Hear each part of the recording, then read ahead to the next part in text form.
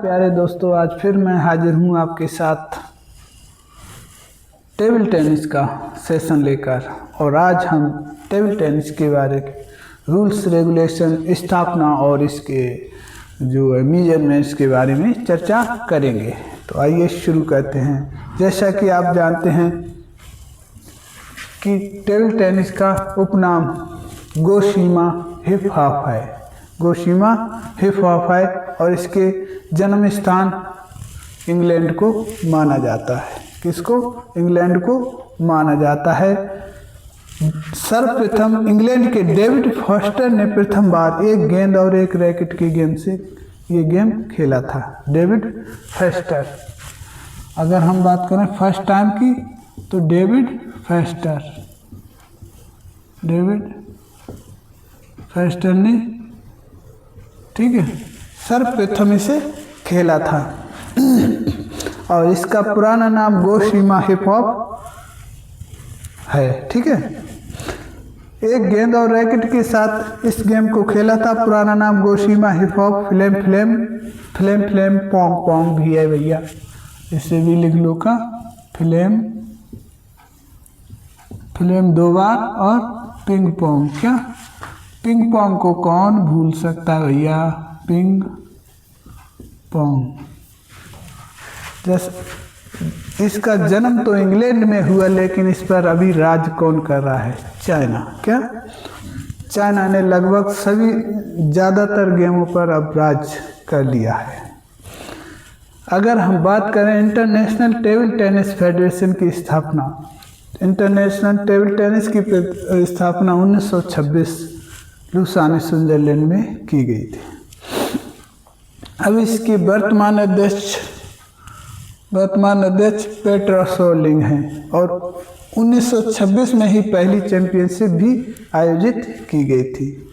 अगर हम बात करें table tennis federation of India का गठन कब किया गया, तो इसका गठन 1926 न्यू दिल्ली, और कहीं कहीं यही 1926 की जगह 1937 लिखा हुआ मिलता है। ये आप पर डिपेंड करता है कि आप कौन सा ऑप्शन 1926 दिया है तो 26, और 1937 दिया है तो 37 चूज करेंगे। इसकी वर्तमान प्रेसिडेंट मेघना अहलावत हैं। और ओलंपिक में से 1988 के सियोल ओलंपिक में इसे शामिल किया गया था। और इसके साथ साथ ही आधिकारिक रूप से टेनिस को भी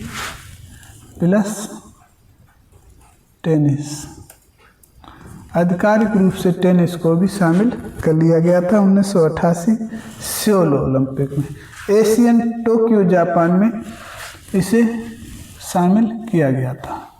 और इस समय आपको ध्यान रखना, हाटेवा, ये 3 हटेवा नहीं है, ये समझ लीजिए 3 गेम्स हैं जो 1958 में टोक्यो में शामिल हुए थे। हॉकी, टेनिस, टेबल टेनिस और बास्केटबॉल। ठीक है, उम्मीद करते हैं आप इसे याद रखेंगे। फर्स्ट अर्जुन अवार्ड जेसी बोहरा को दिया गया था। द्रोणाचार्य भवानी मुखर्जी को प्रदान किया गया था 2012 में। इसके बाद टेबल टेनिस के पिता आइवर मैंडव्यू कहे जाते हैं और इसका जन्म इंग्लैंड में हुआ। खेला सबसे पहले डेविड फॉस्टर ने और इसके पिता आइवर मैंडव्यू। प्लेयर्स को पैडलर भी कहा जाता है। और इसके डायमेंशन की बात करें तो इसकी लंबाई 9 फीट बराबर 2.74 मीटर होती है। इसकी चौड़ाई की बात करें तो चौड़ाई इसकी दोस्तों 5 फीट, कितनी? 9/5 फीट होती है। 5 फीट जो हमारी मीटर में 1.52 मीटर होती है। ओके, जो हमारी मीटर में 1.52 मीटर होती है टेबल टेनिस की। अगर हम नेट की बात करें क्या, तो नेट दोस्तों लंबाई इसकी 6 फीट, कितनी? 6 फीट। 1 मिनट दोस्तों, इसकी लंबाई जो है नेट की 6 फीट ही होती है भैया। 6 फीट 1.83 मीटर क्या बराबर 6 फीट। और इसकी चौड़ाई भी कितनी 6 इंच बराबर 15.25 सेंटीमीटर होती है। सबसे बेस्ट तरीका इसे 15.25 को आपको याद रखना है चौड़ाई, और इसके साथ साथ ही आपको याद रखना है कि बाहर भी 15.25 क्या प्लस बाहर भी होता है, दोनों साइड में बाहर निकला हुआ, और हाइट भी क्या बाहर प्लस हाइट 15.25 होती है। अब हम इसके हिस्ट्री की बात करें तो 1920 में इसे टेबल टेनिस नाम दिया गया था। 1920 में इसे टेबल टेनिस नाम दिया गया। 1922 में इसके टेबल टेनिस के नियम बनाए गए। 1922 में टेबल टेनिस के नियम बनाए गए और 1926 में इसकी स्थापना कर दी गई। 1926 में इसकी स्थापना कर दी गई। 1958 टोक्यो जापान में इसे 1958 जो हमारा एशियन खेलों में टोक्यो जापान में इसे शामिल कर लिया गया था। और 1988 सियोल ओलंपिक में शामिल कर लिया गया था। 2002 में टेबल टेनिस को राष्ट्रमंडल खेलों में शामिल कर लिया गया था। 2002 राष्ट्रमंडल खेलों में इसे शामिल कर लिया गया था। मेजरमेंट्स के बारे में हम इसकी चर्चा लगभग कर चुके हैं। इसमें बार बार पूछा जाने वाला सवाल है इसकी हाइट। जो टेबल की हाइट होती है दोस्तों वो 76 सेंटीमीटर, जो 2.5 फीट के बराबर होती है। ठीक है, हाइट की बात करें तो। और इसकी लाइंस के बारे में भी बार बार पूछा जाता है।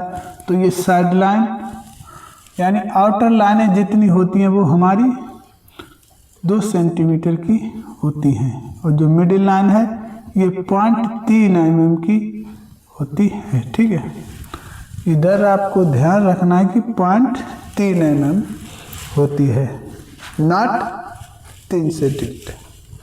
3 सेंटीमीटर नहीं, 0.3 सेंटीमीटर। ठीक है, अब हम बॉल की बात करते हैं। तो बॉल इसकी दोस्तों सेल्यूलॉइड की बनी हुई होती है। सेल्यूलॉइड की बनी हुई होती है। सेल्यूलॉइड की बनी हुई इसकी बॉल होती है, और जिसका वजन 2.70 ग्राम होता है, और जिसका डायमीटर 40 mm यानी 4 सेंटीमीटर होता है। ठीक है, अब टेबल से बाहर नेट निकला हुआ होता है, वो हमने आपको बता दिया कितना 15.25, इस साइड 15.25 उस साइड, और टोटल मिलाकर 6 फीट हो गया। क्योंकि नेट टेबल की चौड़ाई 5 फीट होती है, आधा फीट इधर आधा फीट उधर, दोनों ओर नेट निकला हुआ होता है, जो टोटल मिलकर 6 फीट लंबाई हो जाती है, जो हमारी 1.82 सेंटीमीटर 1.82 मीटर होती है। इसके बाद अगर हम बॉल के रंगों की बात करें, क्या बॉल के रंग, बॉल कौन कौन से रंग की इस्तेमाल की जाती हैं? तो सफ़ेद और नारंगी, सफ़ेद और नारंगी। ठीक है, सफ़ेद और नारंगी। और इसका जो सरफेस होता है वो नीला और ब्लैक होता है। ये इसका सरफेस सतह, इसकी सतह कैसी होती है दोस्तों, ब्लू एंड, ठीक है, यानी नीली और ब्लैक, नीली और ब्लैक होगी, ठीक है। अगर हम रैकेट की बात करें तो रैकेट का कोई खास मेजरमेंट्स नहीं दिया होता है दोस्तों। इसके रैकेट जो है इसका कोई खास मेजरमेंट नहीं दिया जाता है। जो पूछा जाता है तो इसकी रबड़ की मोटाई पूछी जाती है, जो रबड़ की मोटाई पूछी जाती है जो हमारी 2 mm मोटी होती है, 2 mm मोटी होनी चाहिए। टेबल टेनिस के जो सेट हैं, क्या जो सेट है वो बेस्ट ऑफ 5 और बेस्ट ऑफ 7 और बेस्ट ऑफ 5 होता है। बेस्ट ऑफ 7, बेस्ट ऑफ 7 या 5 और बेस्ट ऑफ 3 ये होता है, ठीक है। अगर हम एक सेट में अंकों की बात करें, एक सेट में अंक, तो ये हमारे 11 अंक का एक सेट होता है। एक सेट जो है हमारा 11 अंक का होता है और दो सेटों के बीच में 1 मिनट का इंटरवल होता है, जिसमें खिलाड़ी अपना क्या कर सकता है, इसमें पानी वगैरह जलपान ग्रहण कर सकता है। प्रत्येक खिलाड़ी 2-2 सर्विस करता है, ठीक है। प्रत्येक खिलाड़ी प्रति प्लेयर 2-2 सर्विस, ठीक है। प्रति खिलाड़ी 2-2 सर्विस करता है। ड्यूस 10-10 के अंक होने पर 1-1 सर्विस लगातार होती है। जब ड्यूस हो जाता है, ड्यूस पर 1-1 सर्विस, क्या ड्यूस पर 1-1 सर्विस लागू हो जाती है। यहाँ 2 अंक की बढ़त वाला विजेता हो जाता है जब ड्यूस होता है। सर्विस डायगोनल होनी चाहिए, इधर से इधर और इधर से इधर। नेट छूकर टेबल के सही कोर्ट में जाए तो लेट की स्थिति होती है। अगर बॉल, मान लीजिए प्लेयर बॉल मारता है और नेट छूकर सही कोर्ट में चली जाए तो लेट की स्थिति होती है, क्योंकि नेट को छूकर आई है। यदि सर्विस के लिए रिसीवर तैयार नहीं तो फाउल माना जाएगा। मान लीजिए कोई प्लेयर सर्विस कर रहा, दूसरा रेडी नहीं है तो फाउल माना जाएगा। खेल के दौरान खिलाड़ी की कोई भी अंग टेबल से छू जाए, अब प्लेयर खेल रहा है और टेबल से कोई सा भी अंग स्पर्श हो जाए तो वो फाउल माना जाता है। प्लेयर यहाँ 1 अंक गवा देता है। कार्ड्स की बात करें तो येलो एंड रेड, क्या कार्ड जो हैं येलो एंड रेड। येलो में वार्निंग दी जाती है और रेड में क्या किया जाता है, रेड में से आउट कर दिया जाता है, पूरे मैच से आउट कर दिया जाता है, ठीक है। आगे बात करें हम मूल कौशल की तो इसमें grips, stroke, forehand, backhand, service और रिसीविंग इसके मुख्य कौशल होते हैं। शब्दावली की बात करें तो शब्दावली लूप वॉली और kill shot, chop, spin, drop rally और deuce, server, receiver, penhold grip, shakehand grip, ये इसकी मुख्य शब्दावली हैं। पैन होल्ड ग्रिप और पैन होल्ड ग्रिप और इसके साथ साथ आप शेक हैंड ग्रिप विशेष ध्यान रखेंगे। ये किसको, बैट को पकड़ने की तकनीक होती है। खेल अवार्ड की बात करें तो अर्जुन जेसी बोरा को दिया गया और द्रोणाचार्य भवानी मुखर्जी को प्रदान किया गया था 2012।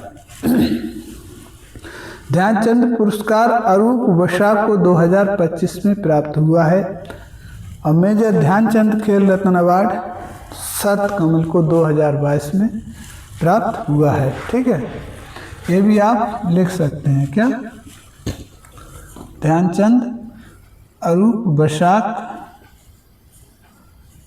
और मेजर ध्यानचंद।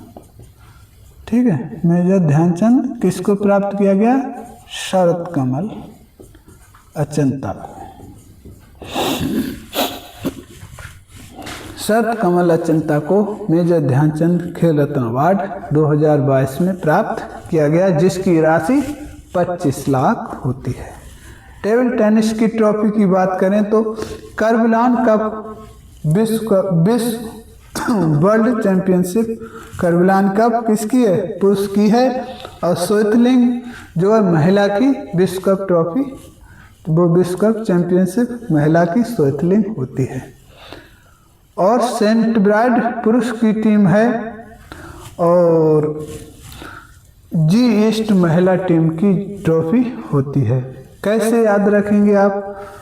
क्या होता ना, महिलाओं को श्वेत से सूजन ज़्यादा होती है, इससे आप याद रखेंगे महिलाओं की वर्ल्ड चैंपियनशिप।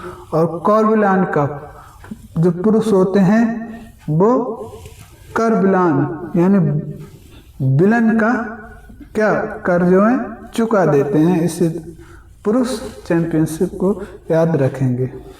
सेंट ब्राइड पुरुष टीम जो है सेंट का ज़्यादा इस्तेमाल करती है और जी ईस्ट महिलाएं जीन्स का इस्तेमाल ज़्यादा करना चाहती हैं, इससे आप आराम से याद रख सकते हैं। बर्ना ब्लॉक कप राष्ट्रीय, ये तो विश्व की थी, अब राष्ट्रीय की बात करें तो बर्ना ब्लॉक कप पुरुष एकल राष्ट्रीय और पीठापुरम महिला एकल राष्ट्रीय ट्रॉफी है। श्रावणकोर महिला एकल और जयलक्ष्मी महिला टीम ट्रॉफी है। इसमें कुछ गलती हुई, दोबारा सुने। बर्ना ब्लॉक कप पुरुष एकल राष्ट्रीय ट्रॉफी और पीठापुरम महिला एकल राष्ट्रीय ट्रॉफी। श्रावणकोर महिला एकल और जयलक्ष्मी महिला टीम ट्रॉफी है। इसमें बर्ना ब्लॉक और पीठापुरम जो है इसमें थोड़ी मिसप्रिंट है, बर्ना ब्लॉक पुरुष टीम ट्रॉफी है। ठीक है, बर्ना ब्लॉक पुरुष टीम ट्रॉफी है। ओके, आइए तो ये एक्सपेडाइट सिस्टम के बारे में भी थोड़ा समझ लेते हैं। एक्सपेडाइट सिस्टम 10 मिनट के बाद लागू हो सकता है। 10 मिनट के बाद लागू किया जा सकता है और इसके साथ साथ ही रेफरी या खुद से रेफरी या तो आप रेफरी से क्या बोलकर या खुद से लागू कर सकते हैं, या तो रेफरी को बताकर या खुद से भी लागू कर सकते हैं। इसमें 1 पे 1 सर्विस होती है। इसमें एक पे एक सर्विस होती है, 1 पे 1 सर्विस होती है और 18 और 13 बार कंटिन्यू मारने पर 1 अंक। 13 बार क्या? 13 बार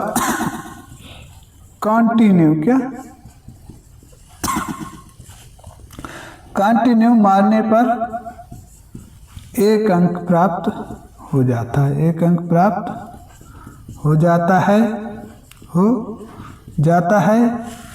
और 1 अंक प्राप्त हो जाता है। और ये कंटिन्यू मारना जो है आपका, ये कंटिन्यू मारना क्या कहलाता है? इसे रैली कहा जाता है।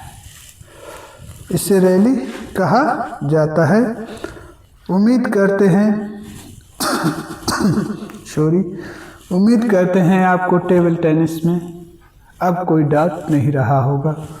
अगर आपको थोड़ी सी मेहनत अच्छी लगती है तो आप हमारे चैनल को सब्सक्राइब कर सकते हैं भाई, और लाइक करना पड़ेगा। जय हिंद, जय भारत।